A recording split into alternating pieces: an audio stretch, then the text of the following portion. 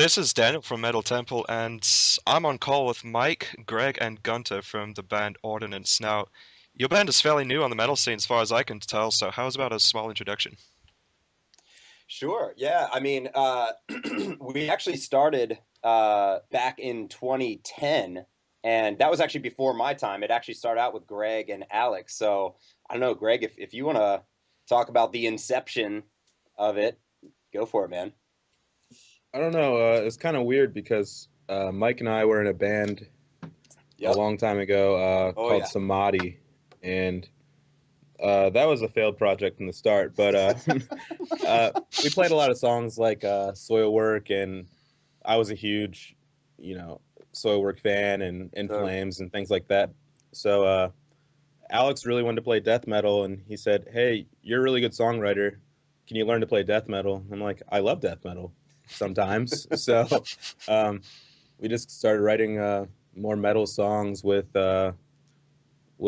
structure, I guess you could say. Yeah. And we really wanted to bring someone that could sing to the table. So we brought in Mike, and then we were like, you know what, we need someone with chops on guitar. Who can we get? And Gunter came. It was like perfect timing for everything. So Yeah. that's kind of how it started. Dude, Greg, I didn't even realize that you weren't really that into death metal before starting Ordinance with Rudy. Yeah, I That's mean, amazing. I listened to it, but I was more of a structure guy. Yeah, yeah, exactly. Exactly. Yeah, me too. Oh, come on, That's death metal awesome. can have structure. Oh Yeah. yeah, definitely. But a lot of the stuff that I was listening to was more progressive and Oh, yeah. just kind of went off and onto tangents, and I Mhm. didn't really want to do that with this band. Right, right. Hmm, I see.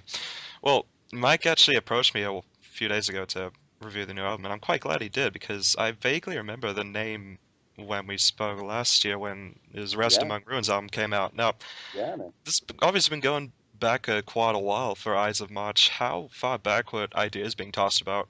Because it's been 5 years since your last album, I think. Really? Yeah, man. God, Greg, was it Yeah, 2011? yeah, I'd say during the first album when you were recording vocals, we probably had half of this album written. Holy shit. Yeah. Yeah, But I mean, so Okay. much was going on with everyone separately, like, and professionally, and so, like, Greg, I'm sorry, Alex had joined Threat Signal, and then I joined the Heart Machine, and then, meanwhile, we're still file sharing, we're still writing, and then Rudy leaves Threat Signal, joins Heart Machine, that obviously falls apart, and then there's the Faceless. So anyway, long story short, all of us are in different groups, like Greg was touring with Jeff Loomis, and then System Divide, and so all these different projects were happening, but all the while we were still writing and like file sharing, and I don't know, it was kind of cool. It's such a millennial kind of band, you know what I mean? In the yeah, sense that we're essentially a Dropbox band. yeah, Oh, God. absolutely. Okay. Well, I mean, you guys, I'm assuming you all reside in Maryland. That's right?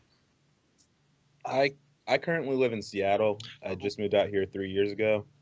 Okay, So so I'm guessing you don't have the luxury of recording together for this particular album. Nope. no, everyone recorded in their own house. It was weird. yeah. Alex recorded in his home studio. Mike's got his home studio set up.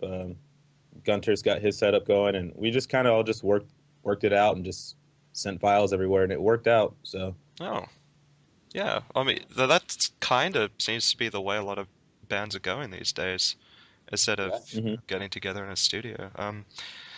Speaking of studio, it's your biography calls you a studio project, so I'm just going to go ahead and infer that you guys don't plan on playing live anytime soon. No, we No. haven't really discussed that. I think if it were to happen, um, it's probably a long ways off. Oh yeah, for Um, sure. but you never really know. I mean, like, if there's enough of a demand for it and it works with everyone's schedules, and everyone's other projects and schedules and everything, I mean, hey, why not? Like, it'd be so much fun to play this material. Oh yeah, no, it's just the main reason I ask is I know of a few bands that actually prefer to just exist solely as a studio project and not play live. I mean, Yeah. I actually know one band that releases an album on the same day every single year, but they never play live. That's awesome. It is. Interesting. Yeah, they're pretty Cool. awesome. Anyway, the new album, it's it's all well and good for one's band to say the new album's a concept release, but you guys are actually tackling the account of Julius Caesar's murder. I'd love to hear about how and why you developed this into an album because that was a real pivotal turning point in Western history. Yeah, sure. I mean, the fact that like, well, I guess before we started, before I started writing this album, there were already a few songs that were complete instrumentally, and I was getting this kind of just ancient Roman vibe from a lot of the riffing on the album. Huh. And I remember like introducing this concept idea to everyone in the group and just saying, guys, I'm like, there's this picture that, is being painted here. At least I'm seeing this in my head. And I feel like that time period, like lyrics regarding that time period would be really suiting. And so anyway, a few songs were written instrumentally, and I think like after I planted that seed, everyone just sort of took that and ran with it. And like because this was such a collaborative effort in the sense that like Greg wrote songs, wrote this like the main riffs and structure of songs, and then Gunter wrote the main riffs and structure of songs. Even Alex did as well. And like that seed was planted. So I think on a subconscious level that they were probably all operating when they were in that creative writing mode with that Roman sort of vibe in the back of their mind. And so you'll hear like a lot of the guitar solos. I mean, you've heard the album. A lot of the guitar solos, just man, like I just want to pick up a battle axe, put on a helmet, and just conquer. I think that was So, part of my problem because I had to keep fucking rewinding of the Fatherland. It's yeah. that one little lick, somewhere in the middle. I can't remember exactly when it was, but yeah, exactly. That one, Yeah, so Roman. I think exactly. Greg, did you steal that riff from Julius Caesar? I actually wrote that part shortly after you gave me the whole rundown of what you wanted to write lyrically, and I was like, I got this little diddly thing, and it's like, okay.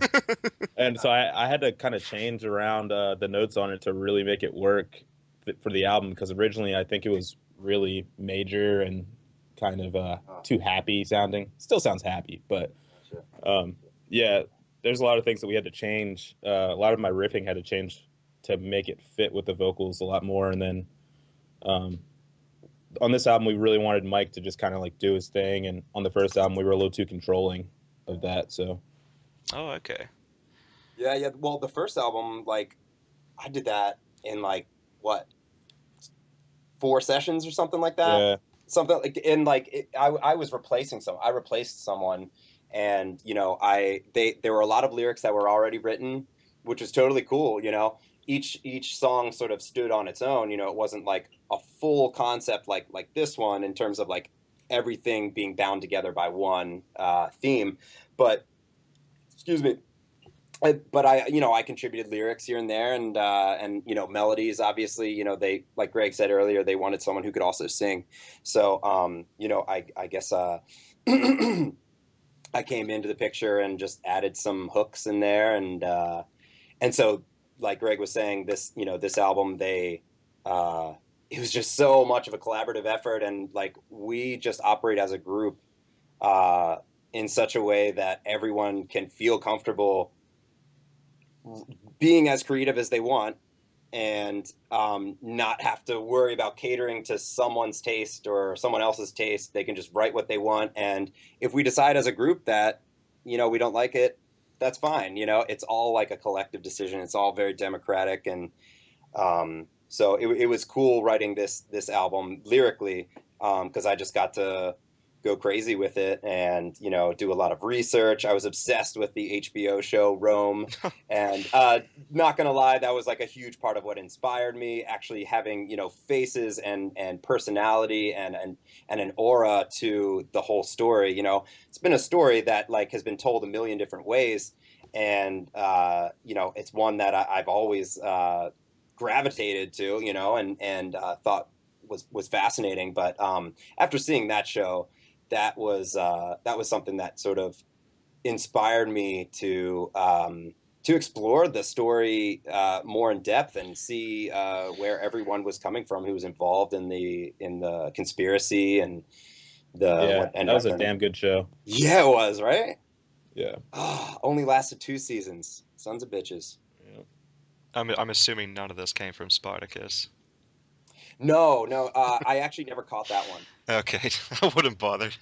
Yeah. Oh, If you're a history buff, no, just ignore it, pretend it doesn't exist. gotcha. No, it's funny the way you guys are Sparta talking what? about. Excuse what? Sparta who? Yeah, exactly. Not important. No, it's funny the way you guys are talking about this. Talking about it that way. We have our Mesopotamia bands like Behemoth or your Middle Eastern stuff like, I don't know, Myreth or Asamis, but we've never had Roman metal before, and I think we might have just found our first Roman metal band. Yeah. So congratulations. We're not from Rome, though. Yeah. I don't think any of us are Italian. Oh, Actually, well, but I see what you're saying, though. Yeah. Yeah. We've got a Romecore going on over Encore, my God. here. Please let that be a thing, I think. Caesarcore. I'm gonna quote you on that.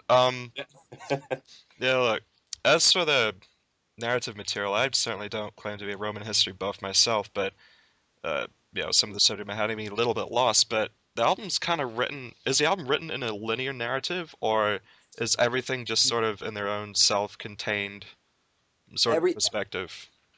Yeah, I would say it's more the latter. Okay. And a lot of them are, I'd say the majority of the album is written from the perspective of different conspirators.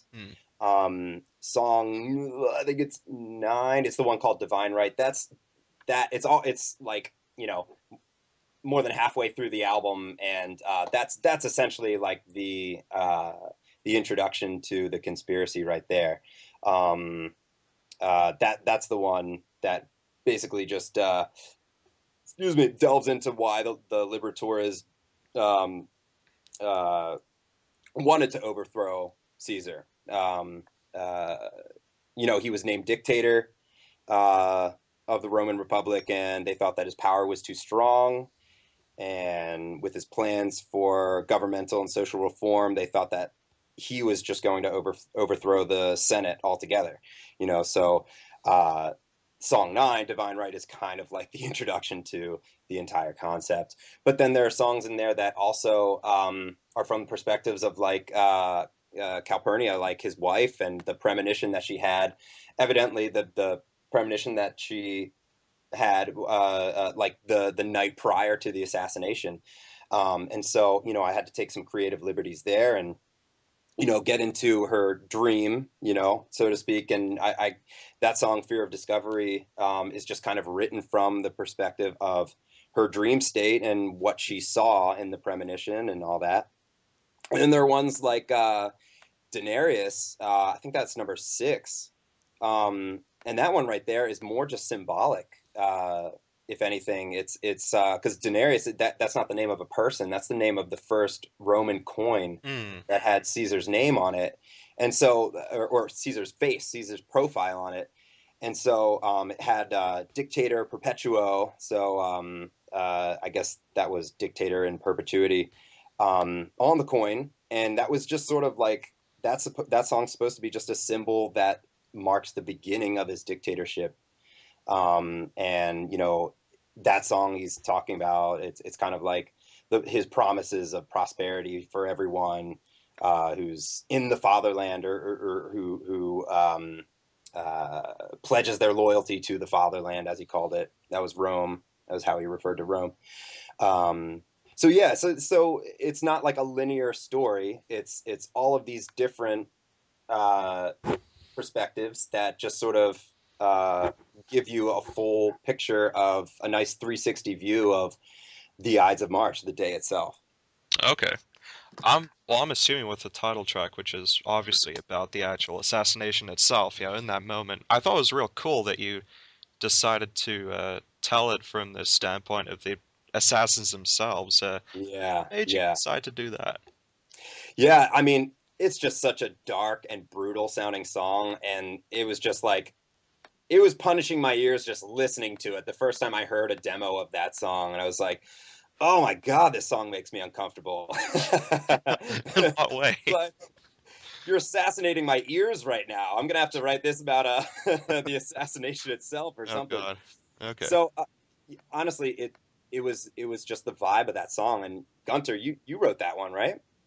I believe so. Yeah. Yeah. That guy. Hmm. Yeah. I gotcha. So yeah. Well, there's obviously a myriad of styles and influences in here. Yeah, I'm hearing something from all four corners of metal, and I dare say even a little bit of gent thrown in. I'm assuming you all come from very different musical backgrounds, Yeah, Absolutely. totally. such It, as. We all hate music. Oh, I No. mean, it No. like with this band, Yeah. it's always been kind of a rule that everyone does what they want because it's a studio project. I mean, Yeah. you want to get you we want to make sure it's fun. So hmm. Yeah. when someone writes a guitar riff, unless it's completely just not working at all, just use it. If someone writes a solo, just use it. Yeah. For the most part, Mike gets most of the flack for that. We felt with vocals it was a little more critical, so we tend to, tell him, hey, try this or try that. Yeah. But for the most part, if if a riff sounds like genty or something like that, it's like, you know what, does it work or not? And Yeah. who cares? Let's not try to fit into a core band or a death metal band or a progressive band or let's just have fun. And that's where we started. That's why we started the project. So Yeah. Uh, Totally. I can definitely see where you're coming from because, at first I thought, how genty are these songs going to be? And Yeah. it comes in at, for short moments, and I'm like, Yeah. in the moment, this actually really works. mhm. It's, yeah, Yeah. I don't know, it just sort of like set the atmosphere, I guess. It's weird. Yeah. Um, Honestly, one of my favorite parts of the album, just like bringing up the whole genty thing, and I mean, it's pretty easy to categorize it as that because it's just like so down tuned and so rhythmic and groovy. But one of my personal favorite parts of the album is the oh God, Greg, is it Denarius, where it's that vocoder vocal, that goes right into that super rhythmic but like heavy as shit kind of genty sounding. Oh yeah. I think I know what you're Yeah, talking about. That, yeah, that was one of the things that I loved. I'm like, holy shit, I'm actually really yeah, enjoying gent right now. What is this? yeah. There Yeah. you go. There you go. Hmm, All in a death metal context, exactly. right? Now look, uh, I was a big fan of the guitar tone that you just mentioned. Now, yeah, it's fantastic. I'd like to hear a little bit about the gear that you two used for the recording. Oh man. Was that um, a hard question? that's a great question because I don't even think we really know.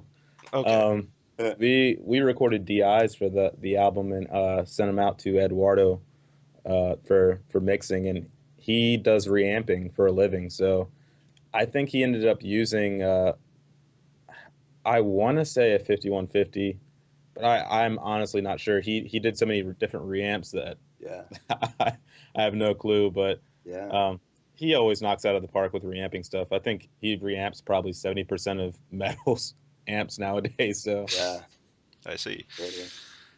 Yeah, because he did work on the Heart Machine album.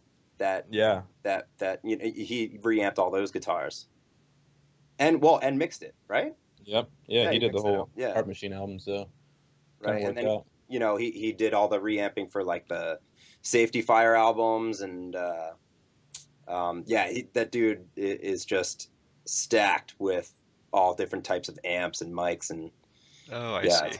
So I Pretty guess, in other words, he's almost, in a way, sort of responsible for the sound of this album. Partly. Yeah, Totally. totally.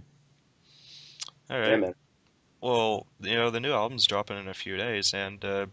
after the release of this album, you gonna finally sleep for a couple of weeks, or are you going back into writing mode, or what's happening for the rest of the year? Yeah. What are we doing, guys? Who knows? You know, it we're kind of taking a little bit of a break. I know Alex is really busy with his band Good Tiger, so Gunter and I always write riffs, and you never know what'll happen. You know, inspiration comes, and then before we know it, we're 5 songs deep into the next album, and then all of a sudden, Alex has 3 months off of touring, and he gets bored, and Alex writes drums constantly when he's just sitting around doing nothing. So you never know. As of right now, I'm gonna take a break because For sure. I'm so busy with studio work, and I'm getting married this year, and Oh, got a lot of stuff congratulations. going on. Thanks, man. But I'm hoping that if we release something again, it won't be 7 years or however long this took. Yeah. Yeah. So, Dude, I don't want Greg. I'm not gonna let Greg get away with being modest right now. He's an amazing producer. Greg does like so much amazing work with. I mean, like I guess he started out with metal and stuff like that, but like rock, pop, everything. Actually, Daniel, I'm not sure if you've seen any of like my YouTube videos. You know, he's mixed all of my YouTube videos, and I love like what Greg does with my vocals, and I know Greg, you're working on that new like symphonic kind of death metal project, and I mean, from what I've heard of that, it sounds amazing. Yeah. could we Yeah, get a it's name of keeping me that? busy. Because I'm a huge fan of symphonic death metal. I would love to know what that Uh, is. it's actually just a local band out of Maryland, but I've been working with those guys since probably 2007 or 8. I was in a band with a couple of those guys, and I was like, all right, guys, if you're gonna do a real album, let's do it to the full potential. So I'm not sure if we'll end up doing anything at all, but we're just really taking it slow and trying to make it sound the best. So who knows? Who knows what'll happen? But they're called Luminosity, and Okay. they're For a, good guys. for a second there, I thought you were talking about Macklin, but they're from Chicago, so never mind. Oh, I wish. Yeah, tell them to come my way. Yeah. What's the studio called? Is it Limitless? Yeah, Limitless Audio. Yeah. Okay. Sweet. Well, that is about all I have for now, so thank Cool, man. you very much for taking the time and talking and such. Yeah, thanks for having us. man. Yeah. Of course, and good luck with well, I'm assuming you guys have already had amazing reception for this album from other, magazines and such. Just got our first review in. Oh. We got a 9 out of 100. No. We got a 9 out of 10 on, and it was, really flattering review, so I was stoked. Yeah, dude, I can't wait to read what you've written about this too. Yeah, well, I can't wait to finish it. I mean, I'm gonna have to because I fucking go back to university next week, so. Oh shit. All right. Oh man, so we're giving you homework before school. That's all good. I'm a shut-in anyway. I don't care. Okay. All right. Good. At least you're writing about something that you're enjoying. Yeah. Oh, yeah, that's a nice break, I guess. Yeah.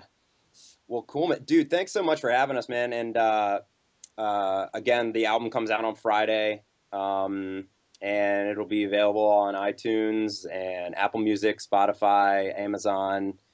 What am I missing? Basically, all the major online distributors. You can get physical CDs from ordinanceofficial.bandcamp.com. And yeah, that's about it. Oh, cool. I was just about to ask what your last words were, but that pretty much hits the nail, so to speak. So, Okay, cool. yeah, very cool. I'll be heading off now. Thanks a lot.